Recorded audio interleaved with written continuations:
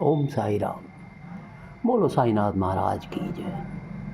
प्रिय भक्तों, साईनाथ महाराज एक समर्थ सद्गुरु हैं जो भक्तों के कल्याण के लिए हमेशा ही चिंतित रहते हैं। भक्त के अंदर अगर श्रद्धा और दृढ़ विश्वास हो और साई नाम सुमिरन करता रहे तो निश्चित ही बाबा उसे भवसागर से पार उतार देते हैं। उन दिनों द्वारकामाई मस्जिद के अंदर बाहर भक्तों और दर्शनार्थियों की भीड़ और गहमागमी के क्षणों में बाबा ज़्यादातर कुछ नहीं बोला करते थे। अगर कोई बाबा से अपनी समस्या कहता, किसी तरह की याचना करता, तो बाबा अल्लाह भला करेगा या अल्लाह अच्छा करेगा कहकर उसका समाधान कर देते थे। बाबा अपने चारों ओर घिरे हुए लोगों को एक दृष्टि भर देखते और किसी भरे पूरे बादल की तरह अपनी कृपा उन पर बरसा देते थे। बादल तो सूखी धरती, घर आंगन, ताल तलैया, पोखर आदि सब पर समान बरसता है, लेकिन कहीं एक बूंद नहीं दिखती तो कहीं धारा बनकर उमड़ पड़ती है। सद्गुरु की अहेतुक कृपा अच्छे बुरे का कोई भेद नहीं रखती है, वह सब पर समान रूप से बरसती है। पाने वाला अपने संस्कारों, कर्मों और भावों के अनुसार ही उसे अलग अलग हासिल कर पाता है।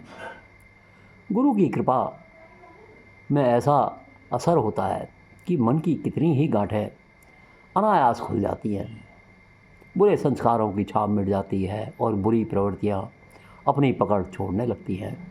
सद्गुरु के सामने जाने वाला शायद खुद नहीं जानता कि उसे क्या पाया है, लेकिन धीरे धीरे वह महसूस करता है कि उसकी दुष्प्रवृत्तियां कम होती जा रही हैं, बुरे कर्मों और बुरी संगत से वह छूटने लगा है और नीचता या दृष्टता से दूर होने लगा है। सद्गुरु के सम्मुख जाकर वह कुछ कहना या सुनना भी ना हो, तब भी उनकी कृपा का भागी वह अवश्य ही बनता है। गुरु अगर देह रूप में सामने ना भी हो, तब भी उसका स्मरण, आरती या उपासना के द्वारा भक्त और सद्गुरु के बीच भावों के माध्यम से ऐसा संपर्क स्थापित होता है कि उसकी कृपा भक्त तक पहुंचती है। हालांकि आत्मा परमात्मा के संबंध को शास्त्रों में कई तरह से कहा गया है, लेकिन गुरु की कृपा जब तक इस संबंध को प्रकट नहीं करती, तब तक वह सब कोरा अधूरा ज्ञान ही होता है। एक बार अनंतराव पाटनकर नाम भक्त बाबा के पास आए और कहने लगे, बाबा मैंने कितने ही शास्त्र पढ़े, लेकिन मेरे मन में शांति नहीं है, मैं अब क्या करूं? जवाब में बाबा मुस्कुराए और एक कहानी कहने लगे। एक बार एक व्यापारी यहाँ आया, तभी एक घोड़ी वहाँ पहुँची और उसने लीद कर दी। घोड़ी की लीद के 9 गोले थे। व्यापारी यहाँ से कुछ पाने के लिए आया था, इसलिए उसने घोड़ी की पूँछ के नीचे कपड़ा बिछाया और लीद के 9 गोले लेकर चला गया। तब से उसके मन को शांति मिली और लगन मिली। पाटनकर इस किस्से से कुछ नहीं समझे तो उन्हें दादा केलकर ने बाबा की बात का मतलब पूछा। दादा केलकर ने कहा, ये लीद के 9 गोले बाबा की कृपा ही थे, जिसे अध्यात्म का वह व्यापारी 9 विद्या भक्ति के रूप में समझकर और गांठ बांधकर अपने साथ ले गया। उसके बाद पाटनकर जब फिर से मस्जिद में बाबा के पास पहुँचे तो बाबा ने उससे पूछा, तूने 9 गोले उठा लिए? तब पाटनकर ने दीन भाव से कहा, बाबा उसे उठाने के लिए भी मुझे आपकी कृपा ही चाहिए। तब बाबा बोले, अल्लाह भला करेगा। ये सच है कि गुरु की कृपा को समझने और ग्रहण करने के लिए भी गुरु का ही आसरा लेना पड़ता है। इन संसार को जीने के लिए और निभाने के लिए उसकी ही कृपा चाहिए। तो जो सुख या दुख मिलता है वह अपने पूर्व कर्मों का फल होता है। ईश्वर न तो किसी को सुख देता है और न ही दुख। बाबा के एक बार नाना साहब को समझाया था, पिछले जन्मों में किए हुए कर्मों से ही यह संसार मिलता है। उन कर्मों को भोगने के लिए ही ये देह मिलती है और इस देह का प्रारब्ध बनता है। पिछले कर्मों का कोई भोग शेष ना हो तो तुम्हारी ये देह और उसका संसार भी ना हो। इस संसार में हर प्राणी को उसका अलग अलग सुख दुख उसके अपने ही पूर्व कर्मों से मिलता है। अमीर का कुत्ता कोमल गद्दों में सोता है तो गरीब रोटी के एक टुकड़े के लिए भटकता है।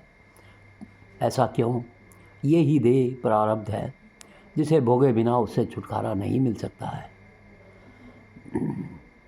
लेकिन अगर हर किसी को प्रारब्ध भोगना ही है तो ईश्वर स्वरूप सद्गुरु के पास जाने से क्या मिलता है?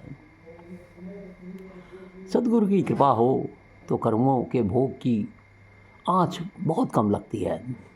उसकी दया हो तो यहाँ तक कि पूर्व कर्मों का भोग मिट भी सकता है। बाबा के भक्त डॉक्टर पिल्ले शिरडी गए। उनके पैर में नासूर हो गया था। पीड़ा बहुत जानलेवा हो रही थी। तब डॉक्टर पिल्ले से पीड़ा सहन नहीं हो पाई तो उन्होंने काका साहेब से कहा, इस दर्द के लिए बहुत ज़्यादा हो रहा है और इससे तो मरना ही बेहतर है। आप बाबा से जाकर कहें कि पिछले कर्मों के इस भोग को मैं अगले 10 जन्मों में भोगने के लिए तैयार हूँ, लेकिन मुझे अभी मुक्ति दे दें। अब मुझसे ये भोग सहन नहीं हो पा रहा है। काका साहब ने जब बाबा से डॉक्टर पिल्ले की विनती कही तो बाबा को बहुत दया आई और वे बोले, उससे कहो घबराओ मत, अगले 10 जन्मों में क्यों 10 दिनों में ये भोग कट जाएगा। और वही हुआ। डॉक्टर पिल्ले का जानलेवा नासूर बाबा की कृपा से 10 दिनों में ही ठीक हो गया और वे उस भयंकर रोग से छूट गए। गुरु जन्म जन्मांतर अपने शिष्यों और भक्तों की पूरी जिम्मेदारी उठाता है। साधना का रास्ता कठिन है जिसमें साधक को बहुत ज़्यादा श्रम करना पड़ता है, लेकिन उससे कहीं अधिक श्रम गुरु उस पर करता है, क्योंकि वह साधक का विकास कोई चमत्कारिक विधि से नहीं बल्कि एक निश्चित प्रक्रिया से करता है, जिसमें साधक में गुरु धीरे धीरे अच्छे संस्कारों को विकसित करता है और बुरे संस्कारों को मिटाता है। आध्यात्मिक विकास के लिए अच्छे संस्कारों को अर्जित करना बहुत ज़रूरी है। कोई भी सच्चा गुरु शिष्य को हमेशा अच्छे संस्कारों की ओर बढ़ाता है, लेकिन सद्गुरु की कृपा हो तो किसी के भी संस्कारों में पूर्ण परिवर्तन हो सकता है। जैसे श्री साईनाथ ने दासगणों को बुरे संस्कारों वाले पुलिसकर्मी से बदलकर उत्तम संस्कारों वाले संत की श्रेणी में ला दिया। बाबा अक्सर अपने बहुत करीब उन लोगों को रखते थे जिनके संस्कारों में बहुत सुधार की ज़रूरत होती थी। शुद्ध और अच्छे संस्कारों से आध्यात्मिक दिशा में प्रगति होती है। गुरु की कृपा से साधक बुरे और अशुद्ध संस्कारों से छूट जाता है तथा अच्छे शुद्ध संस्कारों को अर्जित करता है, लेकिन अंत में आत्मा की विशुद्ध स्थिति को पाने के लिए अपने सभी अच्छे बुरे संस्कारों से निकलता रहता है। ठीक उसी तरह जिस तरह इमारत बनाते समय बल्लियों के सहारे छतों को खड़ा किया जाता है, लेकिन इमारत तैयार हो जाने पर तमाम बल्लियाँ आदि को हटाना ही पड़ता है। तैयार इमारत के साथ उन्हें छोड़ा नहीं जाता। ठीक उसी तरह अच्छे संस्कारों के सहारे आध्यात्मिक शुद्धता हासिल होती है, लेकिन सर्वव्यापी कार्य करने के लिए अच्छे बुरे सभी पूर्व संस्कारों की छाप मिटानी पड़ती है। अपने व्यक्तिगत संस्कारों से छूटना होता है, तभी साधक सर्वव्यापक चेतना को पा सकता है और सर्व कल्याण कर सकता है। इन पूर्व संस्कारों की छाप मिटाना आसान नहीं होता है। हर सद्गुरु अपने द्वारा तैयार किए जा रहे शिष्य को विशेष निर्देश से इसमें से निकालता है। सद्गुरु की कृपा से ही ऐसा करने में सफलता मिलती है, अन्यथा पूर्व संस्कारों से निकल पाना बहुत ही जटिल और लंबी प्रक्रिया होती है। साधक जन्म जन्मांतर गुरु के संरक्षण में विकसित होते हैं। साधक कितने ही जीवन अथक साधना करता है और अंत में सद्गुरु उसको पूर्णता प्रदान करता है। ऐसी कृपा वे क्षण भर में ही कर देते हैं। श्री द्वारका माई मस्जिद में श्री साईनाथ के द्वारा गुरु कृपा का जीवंत स्थान रहा, इसलिए बाबा ने अपने भक्तों को खुला आश्वासन दिया, जो भी इस द्वारका माई की सीढ़ियों को चढ़ता है उसके कल्याण की जिम्मेदारी मैं स्वयं उठाता हूँ। द्वारकामाई में बैठे हुए श्री साईनाथ उस गुरु तत्व का नेतृत्व कर रहे हैं, जिसके अंतर्गत समय समय पर मानव कल्याण के लिए सद्गुरु सक्रिय होते हैं। इस गुरु तत्व की महिमा गुरु गीता में सुंदर और स्पष्ट रूप से बताई गई है। यही दत्त परंपरा, नाथ परंपरा और सूफी पंथ का आधार है। इस गुरु तत्व का प्रधान गुण है कृपा। सद्गुरु अत्यंत कृपालु होते हैं। जब और जहाँ कोई भी गुरु के किसी भी रूप या नाम को श्रद्धा अर्पित करता है, वहाँ ये ज्ञात या अज्ञात रूप से कृपा करते हैं और उसे गुरु मार्ग पर विकसित करते हैं। इसलिए बाबा ने जो जिस गुरु को मानता है उसी पर अपना दृढ़ विश्वास रखने के लिए कहा था। वास्तव में शिष्य गुरु नहीं चुनता है, गुरु शिष्य को चुनता है। ऐसा कई बार सुनने में आता है कि हम अपना गुरु किसे बनाएं। सच्चाई ये है कि अगर मन में गुरु को पाने की सच्ची लगन और श्रद्धा हो तो गुरु तत्व अपने आप ही उसको उसकी चेतना के विकास के स्तर के अनुसार किसी योग्य गुरु से जोड़ देता है। गुरु को पाने की सच्ची लगन हो तो गुरु सामने आ खड़ा होता है। यह गुरु तत्व का जीवित सत्य है। गुरु को चुनने की गलती में अगर कोई योग्य शिष्य अयोग्य गुरु के निर्देश पर चल रहा हो, तब भी गुरु तत्व ऐसे में उसका रास्ता बदलता है और सच्चे गुरु के सन्मुख ला खड़ा करता है, क्योंकि गुरु की योग्यता या अयोग्यता को जांचने का अधिकार शिष्य को कदापि भी नहीं है। इसलिए गुरु को चुनने की आवश्यकता नहीं, केवल गुरु तत्व पर दृढ़ विश्वास होना चाहिए। गुरु स्वयं मिलेगा। जिस क्षण कोई गुरु शब्द से अपना सच्चा भाव जोड़ता है, गुरु तत्व की कृपा एक किरण की तरह निश्चित रूप से उस तक पहुंचती है। यह कृपा ही गुरु तत्व का सत्य है। समर्थ सद्गुरु साईनाथ महाराज ने साधकों को हर प्रकार के बाहरी आडंबरों से दूर रहने की चेतावनी दी। एक बार दासगणु कीर्तनकारों का जरीदार पारंपरिक लिबास पहनकर कीर्तन के लिए निकल रहे थे तो साईं ने कटाक्ष किया, ये दूल्हे की तरह मन ठर कर कहाँ जा रहे हो। तब से दासगणु ने स्वयं को कीर्तन के लिए पूरी सादगी से प्रस्तुत किया।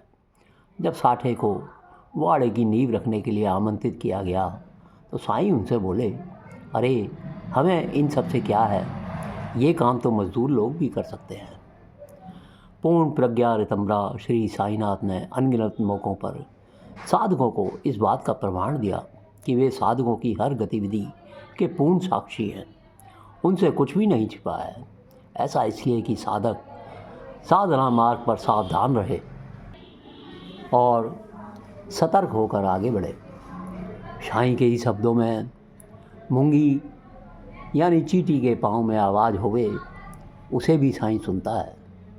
श्री साईं ने साधकों को हमेशा मोह माया से निकालने का संबल दिया।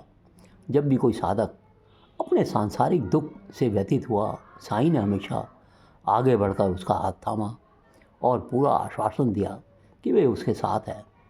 चाहे वे काका साहेब दीक्षित, नाना साहेब चंदोरकर, रेगे पुरंदरे या काशीनाथ वासनी हो। अपने प्रियजनों की स्वाभाविक मृत्यु का पर साईं ने उन्हें विचलित नहीं होने दिया और सांसारिक माया से निकाला। ऐसे ही एक साधक थे रेगे, जिन पर साईं की बड़ी कृपा थी। रेगे की पत्नी गर्भवती थी। जब वे बाबा के दर्शन के लिए शिरडी आए, बाबा मिलते ही रेगे से बोले, तुम्हारे पास मेरी एक अमानत है। बच्चे के जन्म होने पर रेगे दंपत्ति फिर बाबा के दर्शन के लिए शिरडी आए। बाबा ने बच्चे को प्यार करते हुए रेगे से कहा, ये बच्चा तुम्हारा है या मेरा? रेगे बोले, बाबा आपका ही है। बाबा ने कहा, ठीक है, उसे मेरी अमानत समझकर अपने पास रख लो। करीब 1.5 वर्ष बाद बच्चे को निमोनिया हो गया। बहुत जल्दी उसकी दशा बिगड़ने लगी। एक रात रेगे बच्चे की दुखदाई हालत देखकर उसे पूजा के कमरे में ले गए और कहने लगे, बाबा ये बच्चा तो आपका है, या तो इसे वापस ले लो या इसे इस पीड़ा से मुक्ति दे दो। इसका सांसारिक पिता होने के कारण मैं इसका कर्म भोगने के लिए तैयार हूँ। ऐसा कहते हुए जैसे ही उन्होंने बच्चे के माथे पर हाथ रखा कि तड़पते हुए बच्चे ने धीमी मुस्कान के साथ प्राण छोड़ दिए। रेगे की पत्नी को बच्चे की इस असामयिक मृत्यु से बड़ा धक्का लगा। रेगे की पत्नी उस छोटे से बच्चे के निष्प्राण शरीर को देखकर बहुत विचलित हो रही थी। इसलिए रेगे बच्चे के मृत शरीर को गोद में रखकर सुबह होने की प्रतीक्षा करने लगे। उनके भी मन में उसकी मृत्यु का बड़ा दुख था। तभी उन्हें ऐसा लगा, बाबा उनके सामने प्रकट होकर के बोले, तुझे क्या चाहिए, मैं या ये मरा हुआ बच्चा? दोनों नहीं मिल सकते। अगर तू चाहता है तो मैं इस बच्चे को ज़िंदा कर सकता हूँ, लेकिन फिर मैं तेरे साथ नहीं रहूँगा। और अगर तू मुझे चाहता है तो तेरी इसके बाद बहुत संतान होंगी। रेगे ने फिर उत्तर दिया, बाबा मुझे केवल आप ही चाहिए, तो दुख मत कर। इतना कहकर बाबा अंतर्ध्यान हो गए। इस घटना से करीब 2 महीने बाद रेगे बाबा से मिलने शिरडी पहुँचे। जब वे मस्जिद में बाबा के दर्शन के लिए गए तो बाबा ने रेगे की ओर इशारा करते हुए पूछा, ये कौन है और कहाँ रहते हैं? किसी ने बताया कि बाबा ये रेगे हैं और इंदौर में रहते हैं। बाबा ने कहा, नहीं, तुम गलत बोलते हो, ये तो यहाँ मेरे साथ रहते हैं। क्या इसकी कोई संतान है? बाबा ने फिर पूछा। नहीं बाबा, इनका बच्चा कुछ दिनों पहले मर गया। बाबा ने टोका। मर गया? नहीं नहीं, मैं बताता हूँ क्या हुआ। बच्चा मेरा था और वे उसे अपने पास रखने के लिए तैयार था। एक दिन ये बोला कि यह तो आप इसे ले लो या मैं इसका कर्म भोगने के लिए तैयार हूँ। तो मैंने बच्चा ले लिया और अपने सीने की ओर इशारा और हाथ लगाते हुए बोले, यहाँ पर रख लिया, वह हमेशा मेरे पास यहाँ रहेगा। रेगे बाबा की करुणा भरी बात सुनकर प्रेम और भावना के साथ रोने लगे और उन्होंने बाबा के चरण पकड़ लिए। प्रिय भक्तों, यदि परम सद्गुरु साईनाथ महाराज की कृपा मिल जाए तो मनुष्य का कल्याण निश्चित है, लेकिन आवश्यकता है सिर्फ परम भक्ति और दृढ़ विश्वास की। प्रिय भक्तों, हम इसी प्रकार बाबा के पावन उपदेश और उनकी लीलाओं का वर्णन करते रहेंगे। चैनल को सब्सक्राइब ज़रूर कीजिए, लाइक और शेयर कीजिए और हर पल बाबा का नाम लेते रहिए। ओम साई राम, ओम साई राम।